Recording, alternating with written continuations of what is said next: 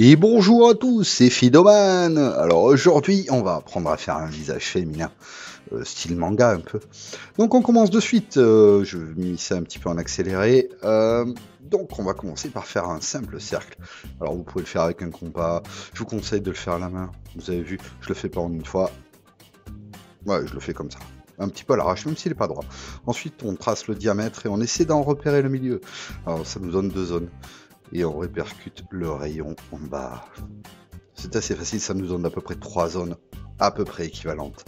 Ce qui changera sur un visage, c'est la dernière partie. Vous pourrez la faire un petit peu plus petite si vous voulez un visage un peu moins allongé. Ensuite, on trace tout simplement deux courbes à peu près à moitié du dernier rayon. Et ensuite, on essaie de rejoindre. Vous voyez, ça fait un petit peu quelque chose de géométrique. Et voilà, donc à partir de là, on reprend la moitié du rayon et on trace, bon, je trace une ligne, c'est plutôt pour vous, c'est pas pour moi, mais de la partie basse des cordes du cercle, on pourra y rentrer les yeux à l'intérieur. Et c'est de suite, c'est ce qu'on va faire d'ailleurs. Cet emplacement-là, c'est de manière générale, c'est là où on placera les yeux. Donc on va faire un dessin relativement simple. On va pas aller dans quelque chose de complexe. C'est plutôt pour vous montrer un petit peu les emplacements des yeux, du visage, enfin du visage, de la bouche, du nez, des oreilles, ce genre de choses. Donc vous voyez qu'à peu près mes yeux vont venir frôler le bas du cercle. De manière générale, lorsque vous aurez l'habitude, vous ne ferez plus le cercle entier, vous ferez qu'un demi-cercle ou un trois quarts de cercle pour faire le crâne en fait. Après, c'est une question d'habitude. Alors, on prend quelques petits points de repère et on repère un petit peu le milieu. Donc, le nez va se situer sur la partie supérieure de ce petit axe de milieu là et la bouche dans la partie inférieure. Alors, le placement, on va pas trop batailler aujourd'hui parce que c'est plus. On va faire quelque chose d'assez basique.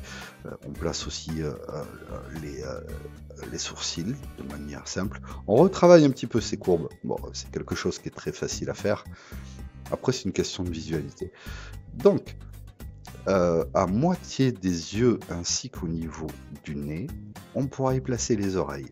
Bon, après, c'est un standard que je vous donne, c'est à peu près comme ça que moi je procède. Attention, je ne parle pas de la pointe de l'oreille, je parle du départ de l'oreille. Parce que la pointe de l'oreille peut monter beaucoup plus haut, surtout si vous faites une elfe ou autre chose. Un peu dans ce genre-là.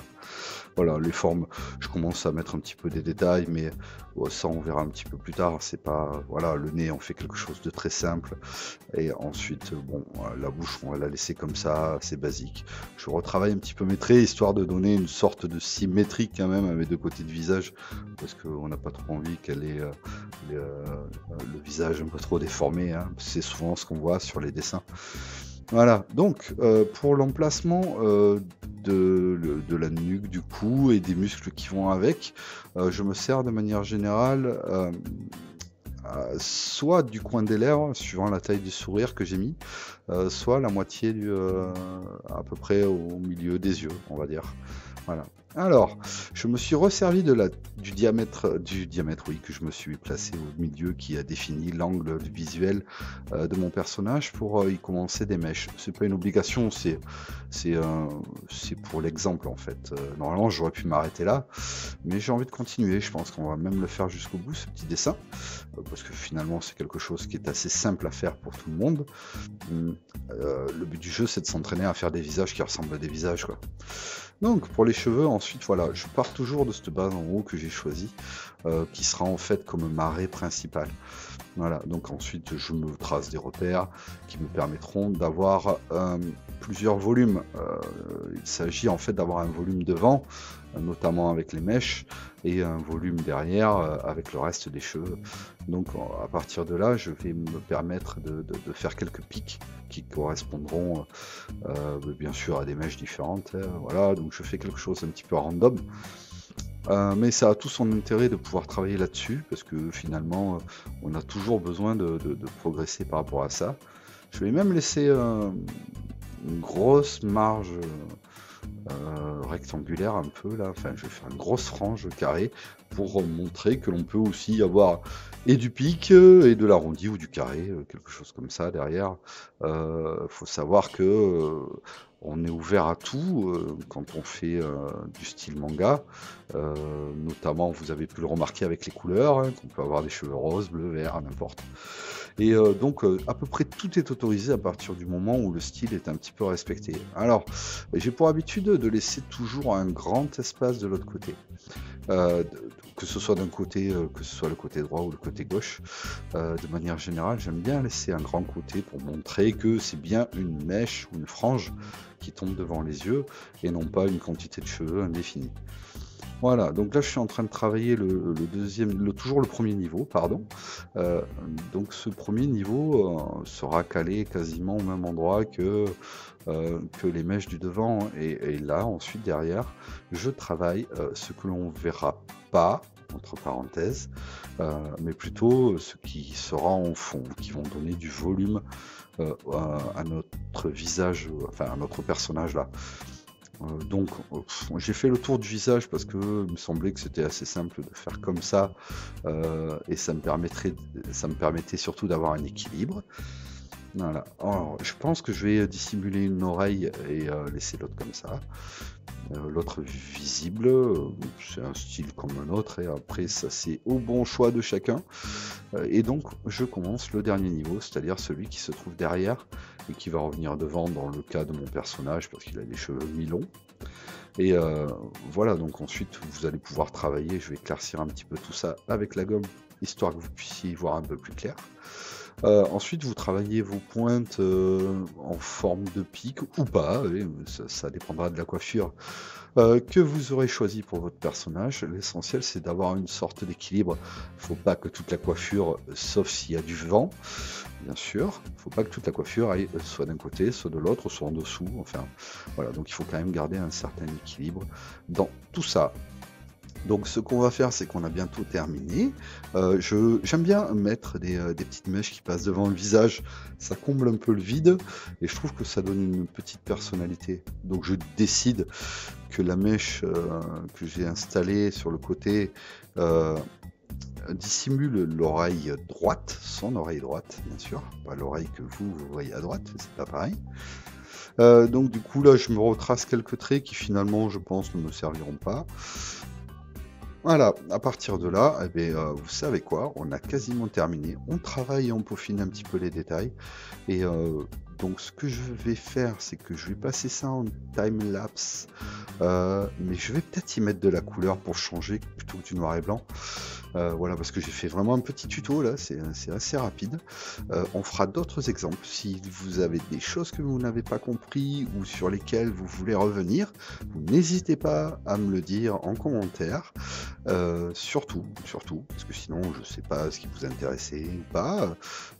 Si vous pensez avoir de meilleures méthodes, je suis tout à fait ouvert à ça. Et au contraire, plus j'en apprendrai moi aussi, et mieux ce sera. Et voilà, donc ça c'est moi, c'est ma façon de faire, c'est comme ça que je fais mes personnages. Maintenant, c'est pas une façon universelle. Moi, je vous montre comment moi je fais. Vous faites ce que vous voulez. Et si vous avez mieux, tant mieux. J'espère juste que ça va vous plaire jusqu'au bout. Et donc à partir de là, maintenant que j'ai terminé de travailler quasiment tous les petits détails, on va basculer en time-lapse. Je fais ce petit personnage pour voir un rendu final. Et on fait une petite conclusion à la fin de la vidéo. À tout à l'heure.